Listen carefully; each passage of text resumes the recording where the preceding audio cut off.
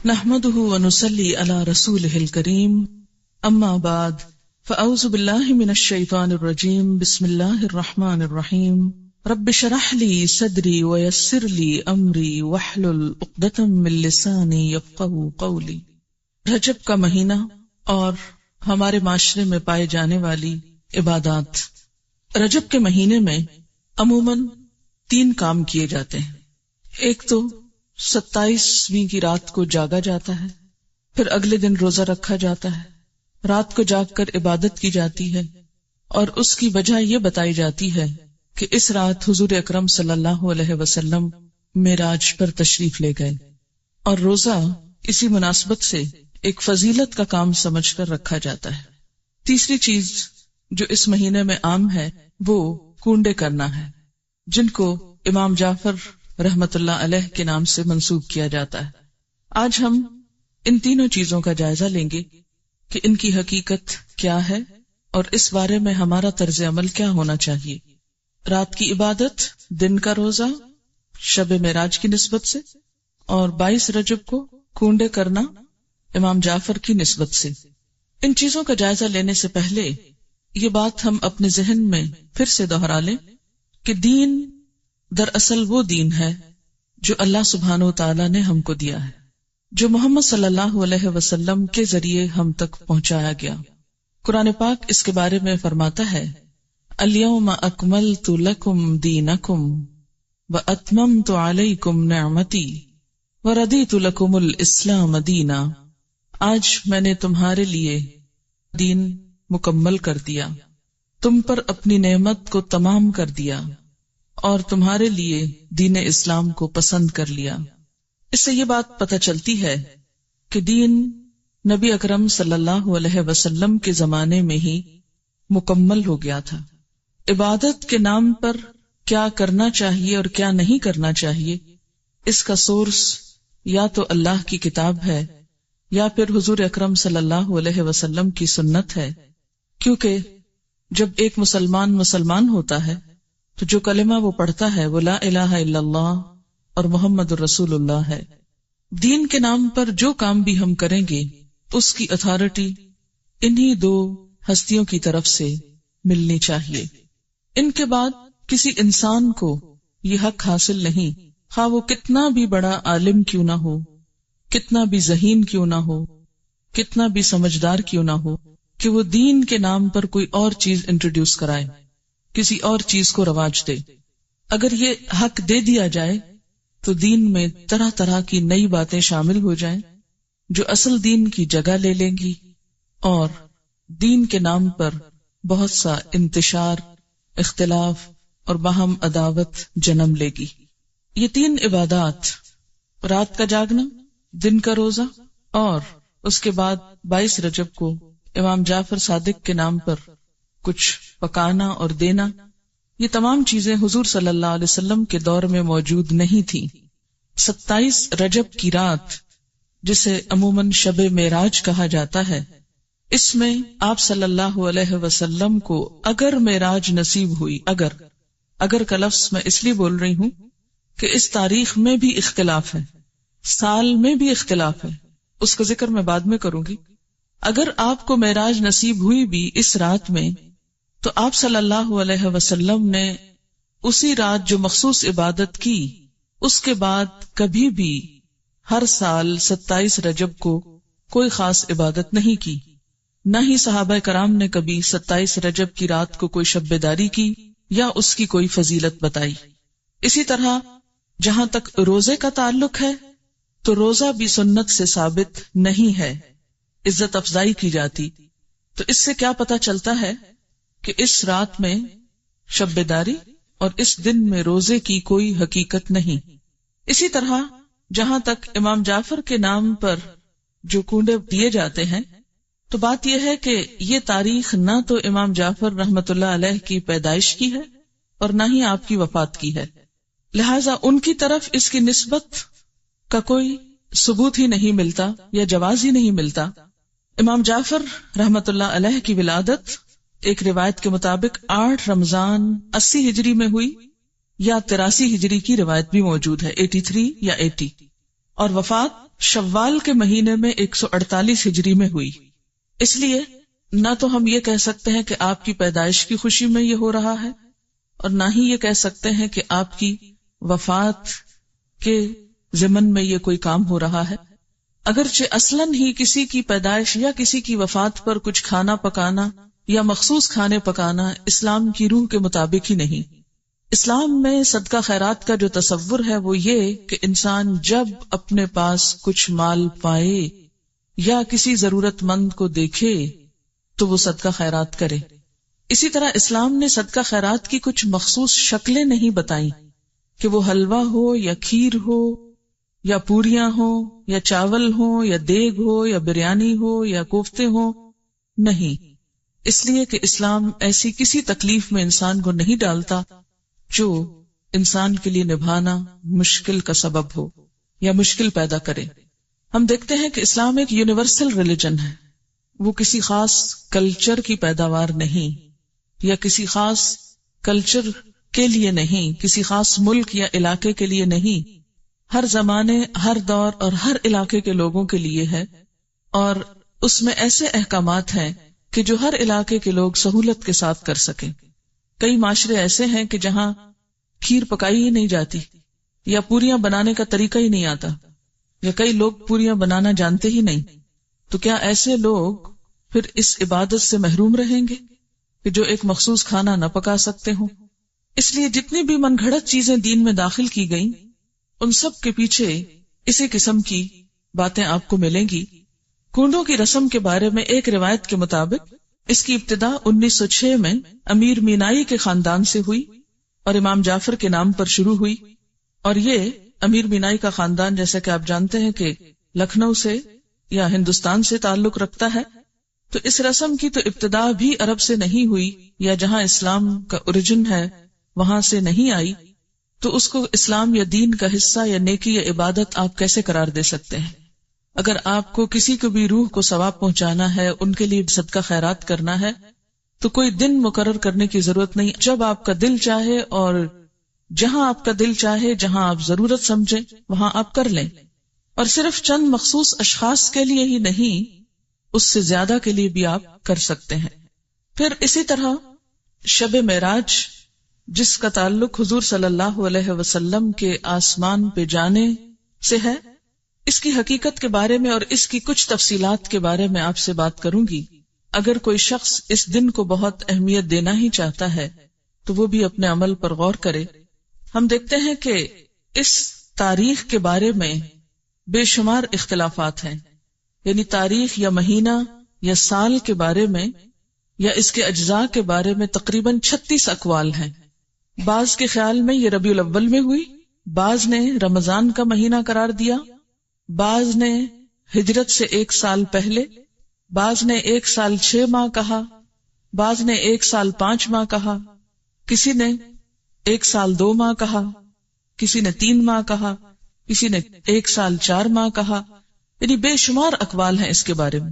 ایسا کیوں ہے کہ ایک اتنا بڑا واقعہ ہوا اور اس کی تاریخ بھی صحیح معلوم نہیں؟ تو اس کی بنیادی وجہ کیا ہے؟ اس کی بنیادی وجہ یہ ہے کہ اسلام کے دور اول میں لوگوں کو تاریخوں سے زیادہ دلچسپی نہیں تھی. وہ تاریخیں صرف یاد رکھتے تھے حج کی یا رمضان کی، جس میں مخصوص عبادات کرنا ہوتی تھی. اس کے علاوہ کون کس دن فوت ہوا، کس دن پیدا ہوا، یہ چیزیں ان کے نزدیک کچھ بہت اہمیت کی حامل نہیں تھی. یا کون سا واقعہ کس دن ہوا، وہ واقعے کو تو دیکھتے تھے، اس کی روح کو تو دیکھتے، لیکن اس کی تاریخ ان کے نزدیک ایک غیر اہم چیز تھی، کیونکہ ان کے ہاں دن منانے کا رواج ہی نہیں تھا. صحابہ کرام کے اندر ہمارے معاشرے کی طرح دن منانا، اینیورسریز اور اسی طرح برسی اور ولادت کے دن، یہ تمام چیزیں اس کلچر کا حصہ نہیں تھی، یعنی اسلامی کلچر کا. بیسیکلی اسلام میں جو اہم دن ہیں جیسے عیدیں ہیں یا مہینے ہیں، رمضان اور حج کا مہینہ ہے، یا اسی طرح کچھ اور مہینوں کی فضیلت ہے جیسے محرم کے روزوں کی فضیلت ہے، یا ذوالحج کے ابتدائی عشرے کے روزوں کی فضیلت ہے، یا شعبان کے روزوں کی فضیلت ہے، یا ہر مہینے 3 دن ایام 20 کے روزے کی بات آئی ہے. یہ دن تو شریعت نے خود مقرر کر دیے، لیکن اس کے علاوہ باقی چیزیں بعد کے دور میں پیدا ہوئی، ان کو دین کا حصہ بنا لینا اور ان کے اوپر اس طرح پابندی سے عمل کرنا جیسے نماز کی پابندی کی جاتی ہے، تو یہ دین میں نئی روایات پیدا کرنے کے برابر ہوگا۔ اگر ہم ایک مشہور روایت کے مطابق مان ہی لیں کہ یہ رات معراج کی رات ہے، تو آئیے دیکھتے ہیں کہ معراج کی رات میں آپ صلی اللہ علیہ وسلم کو کیا کچھ دکھایا گیا۔ آپ نے بنیادی طور پر اچھے اور برے کام کرنے والوں کے انجام دیکھے۔ تو احادیث کی کتابوں میں معراج کے بارے میں جو کچھ ملتا ہے اس کی تفصیل آپ کے سامنے رکھوں گی تاکہ اس سے ہم کچھ سبق لیں، کیونکہ وہ ایک سبق آموز واقعہ ہے، اور ان اعمال سے بچیں جن پر سزا آپ صلی اللہ علیہ وسلم نے دیکھی اپنی آنکھوں سے، اور وہ کام کریں جن پر جزا آپ صلی اللہ علیہ وسلم نے اپنی آنکھوں سے دیکھی۔ قرآن پاک میں اللہ سبحانہ وتعالی نے فرمایا، سبحان الذی اسری بعبدہ لیلا من المسجد الحرام الی المسجد الاقصی الذی بارکنا حولہ لنریہ من آیاتنا انہ هو السمیع البصیر۔ سورۃ بنی اسرائیل۔ پاک ہے وہ خدا جو اپنے بندے کو رات ہی رات مسجد حرام سے مسجد اقصی تک لے گیا، جس کے آس پاس ہم نے برکت رکھی ہے تاکہ ہم اسے اپنی قدرت کے بعض نمونے دکھائیں۔ یقیناً اللہ تعالیٰ ہی خوب سننے والا اور دیکھنے والا ہے۔ ان آیات میں جس واقعے کی طرف اشارہ ہے وہ واقعہ اسراء کے نام سے مشہور ہے۔ اسراء کا لفظی معنی ہے رات کو سفر کرنا، رات کو چلنا۔ اس میں بنیادی طور پر مسجد حرام سے مسجد اقصی تک جانے کی بات ہے۔ احادیث کی کتابوں سے پھر مسجد اقصی سے آگے آسمانوں تک جانے کی بات ہے۔ اس سفر کا مقصد کیا تھا؟ قرآن پاک میں آیا ہے لِنُرِيَهُ مِنْ آیاتنا، تاکہ ہم آپ صلی اللہ علیہ وسلم کو اپنی نشانیاں دکھائیں، اپنی آیات دکھائیں۔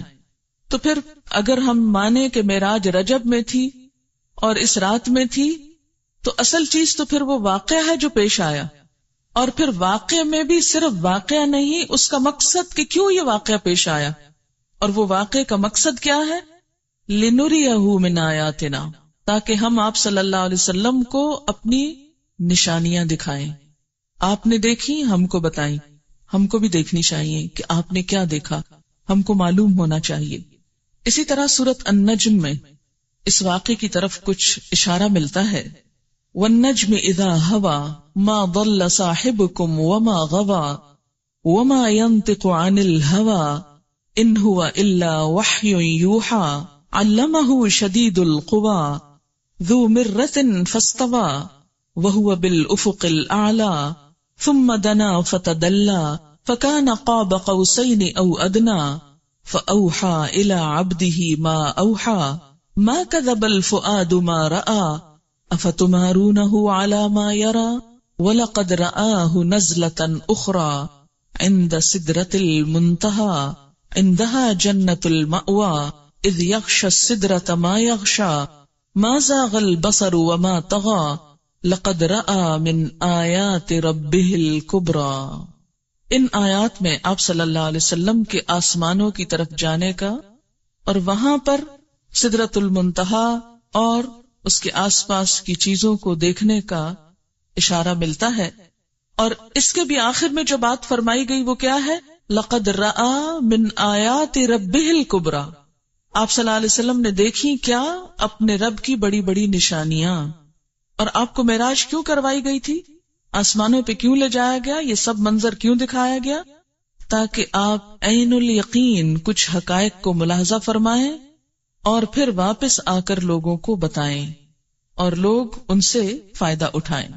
اس کا ترجمہ ہے، قسم ہے ستارے کی جب وہ جھکے کہ تمہارے ساتھی نے نہ راہ گم کی ہے اور نہ ٹیڑھی راہ پر ہے اور نہ اپنی نفسانی خواہش سے کوئی بات کہتے ہیں۔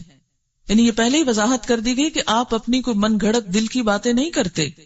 وہ قرآن تو صرف وہی ہے جو اتاری جاتی ہے، اسے پوری طاقت والے فرشتے نے سکھایا ہے جو زور آور ہے۔ وہ سیدھا کھڑا ہو گیا اور وہ بلند آسمان کے کناروں پر تھا، یعنی فرشتہ، پھر نزدیک ہوا اور اتر آیا، پس 2 کمانوں کا فاصلہ رہ گیا، بلکہ اس سے بھی کم۔ پس اس نے خدا کے بندے کو پیغام پہنچایا جو بھی پہنچایا، جو دیکھا اس میں پیغمبر کے دل نے جھوٹ نہیں کہا۔ کیا تم جھگڑا کرتے ہو اس پر جو پیغمبر دیکھتے ہیں؟